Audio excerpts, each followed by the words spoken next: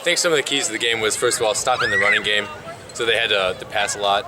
I know they played Whitewater, and they were the only team to hold them under probably 30 points. So defensive effort today was really pleasing. I think we had great energy, great intensity, especially up the middle. So made everything bounce outside, and then we cleaned them up. Yeah, our defense played fantastic right from the get-go. Only gave up 7 points, obviously, on the whole day. We're flying around. I thought extremely physical. And I think we got 4 takeaways. So yeah, I'm really proud of our defensive effort.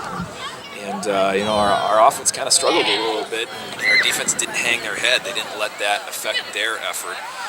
They just kept coming all day long and playing physical, playing tough. When the defense making plays, we can play with a lot more confidence. That's key. We play faster, harder. It's great when we start rolling. I think if the offense feeds off that too, getting a little momentum going too. Offensively, we drove. There were times we had really strong drives today, but just need to convert, drives and punch it in when we get in the red zone. And maybe connect on some big plays too. We haven't really had those big pass plays.